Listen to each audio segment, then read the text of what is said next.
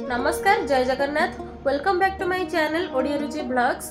आपण समस्त को Odia Ruchi blogs YouTube channel ले अनेक अनेक स्वागत। आज मु आपण मानक सहित शेयर करबी आउ गोटे नुआ रेसिपी दाल फ्राई बा दाल तड़का। आपण माने दाल फ्राई तो निहाती भाबरे समस्त खाइथिबे। आज मु जेमति बनैछि सेमति थरे बनैकी खांतु, बहुत ही बढ़िया टेस्टी लागिवो, हेल्दी मध्य। आज आम बिल्कुल रेस्टोरेंट स्टाइल बा होटल स्टाइल बनैबा दाल तड़का। से माने जेमति बनंती मु आपण मानक सहित ठीक सेमति शेयर करबी, एकदम संपूर्ण टिप्स और ट्रिक सहित। चलतु डेरी न करी आरंभ करदबा आज टेस्टी रेसिपी दाल फ्राई बा दाल तड़का। जो मैंने आम चैनल नुआ अच्छा चैनल को सब्सक्राइब कर दिंतु और लाइक कमेंट शेयर करने को जमार भूलतुनि। तो से मुझे गोटे प्रेसर कुकर रे किछि हरड़ डाली को नहीं जोटा कि अध घंटा आगु पानी रे बतुरे रखी ताको आम एवं देदेबा।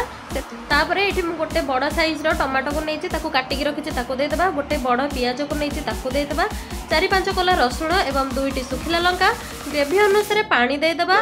से गोटे चामच लुण आ गोटे चामच हलदी गुंड एवं गोटे चामच ऑयल को या 2-3टी सीटी आसवा पर्यंत अपेक्षा करबा। तापरे मु गोटे कड़े नहीं जाइए। कड़े गरम हो गला परे आमे सेथिरे देदेबा 2 बड़ चामच घी गरम हो गला परे 2टी सुखिला लंका को रखिचे ताकू देदेबा। सुखिला लंका टिके फ्राई हे आसलानी। एबे आमे सेथिरे देदेबा गोटे बड़ चामच जीरा, गोटे चुटकी हेंगु आ गोटे बड़ चामच लंका गुंड को दे सिझे रखितबा डाली को ए सब ऊपर ढाली देबा एवं संगे संगे कड़े रो लिड को क्लोज कर देबा। एबे देखंतु हमरो डाली हेई गला। पळी जाइतबा डाली को मध्य ए सब मसला ऊपर आमे देई देबा। आउ किछि समय पर्यंत आको एमती टिके फुटिबा पई छाड़ देबा।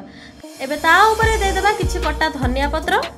एबे ए सब को टिके भलो भाबरे मिक्स करि नबा। तो एबे देखंतु हमर किछि समय परे बनि कि रेडी हे गला दाल तड़का बा दाल फ्राई एकदम रेस्टोरेंट स्टाइल ले। केमती लागिला आज रेसिपी हमको कमेंट करी निहात जणातु। जदि आज रेसिपी आपण मानक पसंद आसिला तेबे हम चैनल को सब्सक्राइब करबा सहित लाइक कमेंट और शेयर करने को मते जमार भूलंतुनी। जदि एमती नुआ नुआ आ भल रोसई देखिया पई चाहउजंती तेबे हम चैनल को सब्सक्राइब कर दियंतु। तो मु आसीबी आपण माना पाखकू आ गोटे नुआ वीडियो नै। से पर्यंत हम सह जोड़ी होई रहंतु। रहिली जय जगन्नाथ।